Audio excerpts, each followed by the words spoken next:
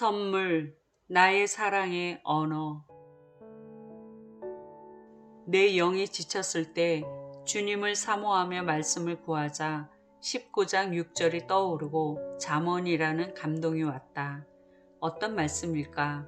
성경을 펴보니 몇 년 전에 인간 관계에서 구했던 말씀과 동일했다. 너그러운 사람에게는 은혜를 구하는 자가 많고 선물 주기를 좋아하는 자에게는 사람마다 친구가 되느니라. 잠언 19장 6절. 처음에는 내가 이런 사람이 되어야 한다는 생각을 했다. 그것도 맞지만 묵상할수록 우리 하나님이 이런 분이심을 깨닫는다. 하나님의 인자와 긍휼이 나를 살리셨고 지금껏 돌보신다. 그분이야말로 가장 귀한 예수님을 보내셔서 내 죄를 대신하여 죽으시고 부활하심으로 구원의 선물을 주시지 않았던가.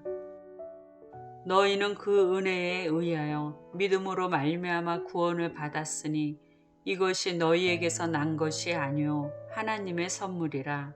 에베소서 2장 8절.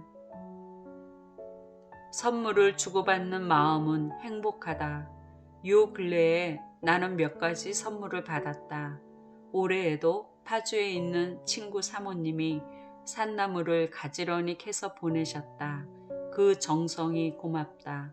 특히 쑥 부침개를 먹고 싶었는데 쑥을 비롯해 쑥부쟁이, 두릅, 오가피, 망초나물까지 골고루 주셔서 봄내음 가득한 식탁을 차렸다.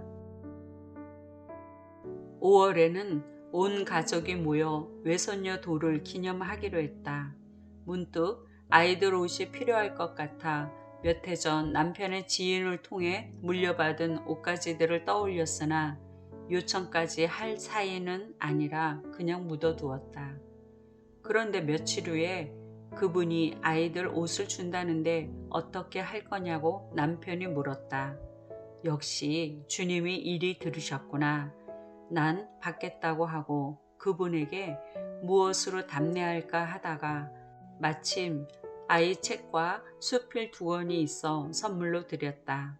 아이들 옷상자 3개와 큼직한 파프리카 봉지 가득 주시니 감사했다. 얼굴은 뵙지 못해도 고운 마음을 충분히 짐작하고도 남았다.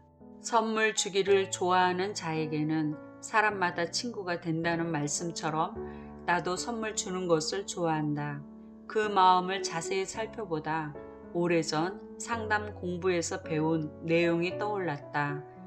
게리 체프먼은 5가지의 사랑의 언어가 있으며 이는 사람마다 사랑의 그릇을 채워줄 사랑의 언어가 다르다고 했다.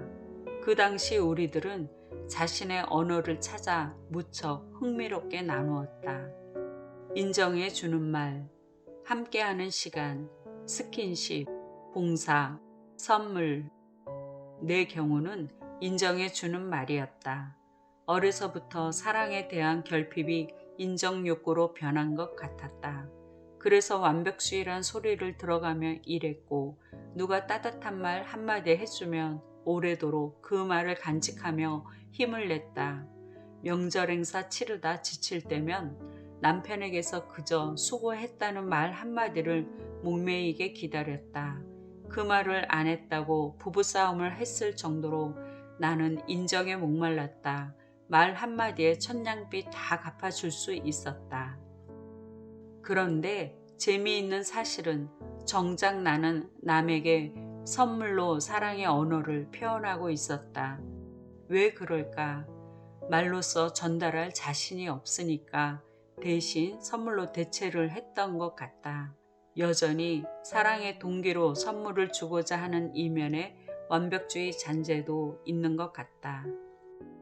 내 생애 가장 큰 선물은 주님으로부터 받았다.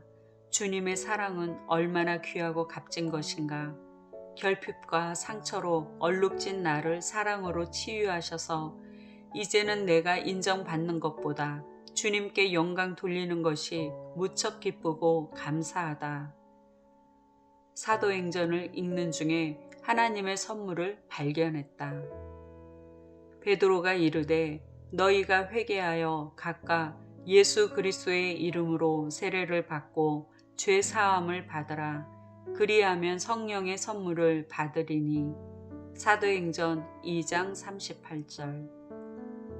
예수님을 믿을 때 주시는 성령이다. 성령님은 가장 좋은 하나님의 선물이다.